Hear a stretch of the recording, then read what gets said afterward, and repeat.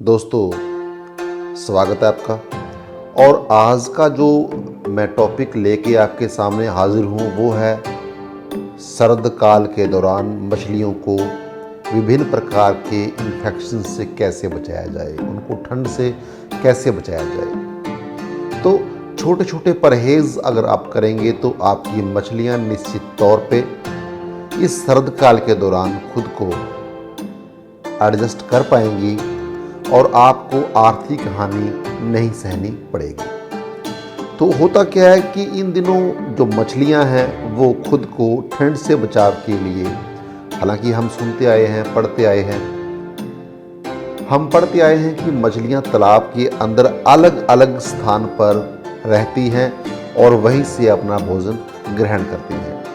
कुछ मछलियां हैं जो सरफेस पे रह करके सरफेस पर ही अपना चारा निगलती हैं। कुछ मछलियां ऐसी हैं जो बिल्कुल बॉटम पे रहेंगी, बिल्कुल तालाब की तली पर रहेंगी, वहीं से खाना ग्रहण करेंगी। और कुछ मछलियां ऐसी भी रहेंगी जो विदिन बोथ यानी कि कॉलम में रह करके अपना खाना, अपना भोजन ग्रहण करेंगी। लेकिन ये आपातकाल है, सर्दियां मछलियों के लिए आपातकाल है।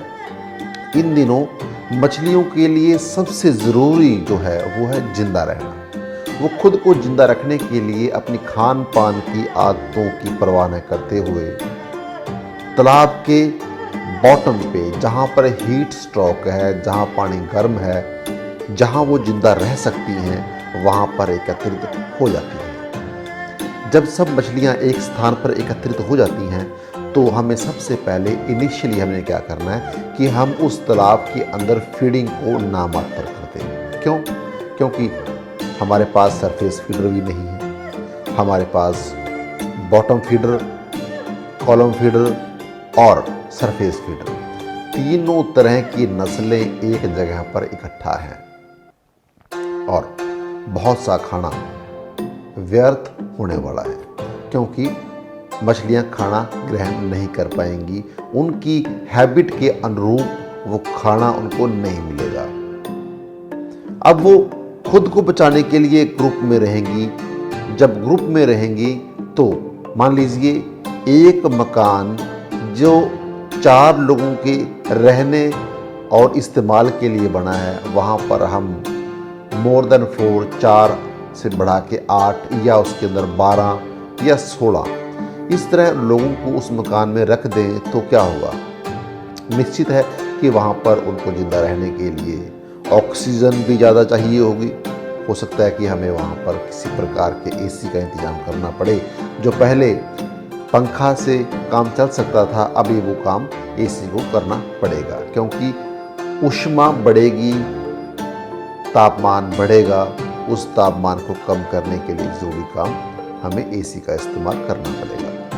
फिर मान लीजिए वो स्थान, टॉयलेट्स वगैरह जो सिर्फ 4 लोगों के लिए थे, वो बहुत सारे लोगों के आ जाने की वजह से कम पड़ जाएंगे। हमें उन टॉयलेट्स की संख्या भी बढ़ानी पड़ेगी। तो ये तमाम बातें हैं। जब हम बात कर रहे हैं मछलियों की, तो जब एक स्थान पर एकत्रित होंगी तो उनके अंदर बहुत सारी दुविधाएं उत्पन्न होंगी। सबसे पहले हम क्या करें कि हम फीडिंग कम कर दें। फीडिंग कम रहेगी तो फीडिंग की वेस्टेज की वजह से वहाँ उत्पन्न होने वाली गंदगी के अंदर कमी आएगी, नंबर 1। नंबर 2, आप ताज़ा पानी भरते रहेंगे तो उससे क्या रहेगा कि आपकी मछलियों को थोड़ा सा पानी की टर्बिड होने की वजह से आई दिक्कतें महसूस नहीं होंगी। कोशिश करता हूँ कि सिलसिलेवार हर चीज़ को ले लें। सबसे पहली प्रायोरिटी जो मैंने कहा कि फीडिंग कम कर दें। फीडिंग कम कर देंगे तो फीडिंग देंगे जो हम, वो किस तरह की फीड हो, ख्याल रखें कि जो आप फीड दे रहे हैं वो किसी तरह से इन्फेक्टेड ना हो, उसमें किसी प्रकार का संक्रमण ना हो, उसमें कोई रोगाणु, जीवाणु, कीटाणु वगैरह ना हो। उसके बाद ये ख्याल रखें कि जो फीड आप दे रहे हैं वो अपच ना हो, क्योंकि मछलियां अब पाचन के हिसाब से उतनी तंदुरुस्त नहीं रहेगी। फिर अवांछित जो फीड हम खामखा तालाब के अंदर उड़ेल दिया करते थे, उससे बचें, क्योंकि प्रायोरिटी है सैनिटाइजेशन, स्वास्थ्य को बरकरार रखने की। ये बात हुई फीडिंग की। फीड हो और प्रोटीन से भरपूर हो, उसके अंदर एनर्जी फीड बेशक कम हो लेकिन प्रोटीनियस फीड हो, जिससे वेस्टेज ऑफ फीड कम हो और पानी के अंदर प्रदूषण न हो। दूसरा काम आप जो करेंगे कि आप कोशिश करें इन दिनों मछलियों को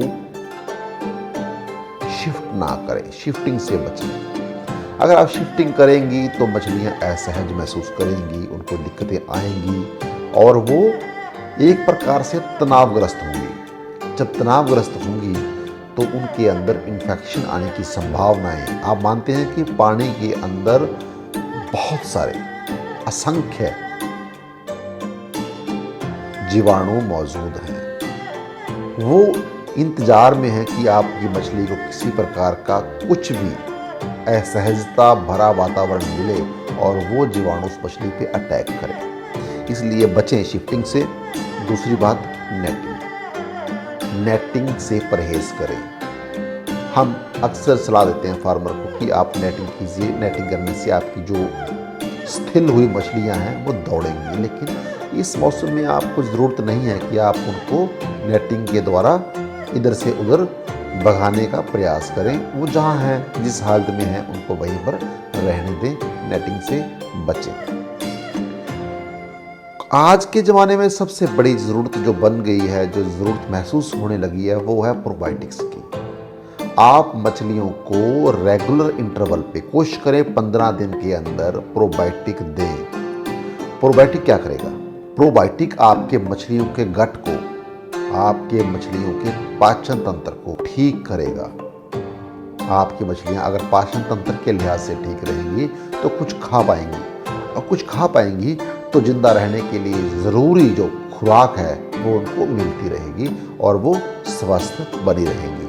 प्रोबायोटिक का रेगुलर इस्तेमाल करें। बहुत सारे प्रोबायोटिक्स मार्केट में उपलब्ध हैं। अपने जो एक्वा कंसल्टेंट हैं, जो मत्स्य विभाग से संबंध रखने वाले अधिकारी कर्मचारी हैं, उनकी निगरानी में प्रोबायोटिक का चयन करें, क्योंकि मार्केट के अंदर आजकल एक बाढ़ आई हुई है प्रोबायोटिक्स की। तो बेहतर किस्म का प्रोबायोटिक इस्तेमाल करें।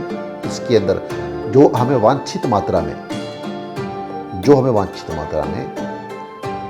जीवाणु चाहिए वो हमें मिल जाए। मैंने पहले भी कहा कि आप अपने तालाब में ताज़े पानी का प्रवाह जारी रखें और पुराने पानी की निकासी समय समय पे करते रहें। इससे होता क्या है कि आपका जो टर्बिड पानी है, जो आपका हो सकता है कि उसके अंदर ऑर्गेनिक लोड बढ़ा हुआ हो, उसके अंदर विभिन्न प्रकार के पैरामीटर्स गड़बड़ाए हों, क्योंकि आप फीडिंग लगातार दे रहे थे अब तक, और अभी आपने क्या किया, फीडिंग बंद कर दी।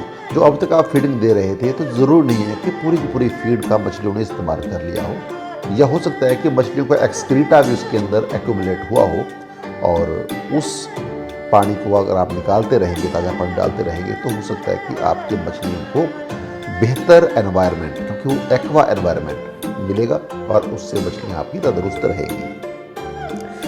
एक आम दिक्कतें जो तालाबों पर हम देखते हैं वो ये रहती हैं कि सर्दियों में अक्सर मछलियाँ किसी न किसी कारण से इक्का दुक्का जब मरती हैं तो बहुत से पशु जानवर, मान लीजिए कुत्ता, बिल्ली या कुछ रेप्टाइल्स, कुछ पंछी, ये क्या करते हैं कि उस मछली को भोजन के रूप में ग्रहण करते हैं।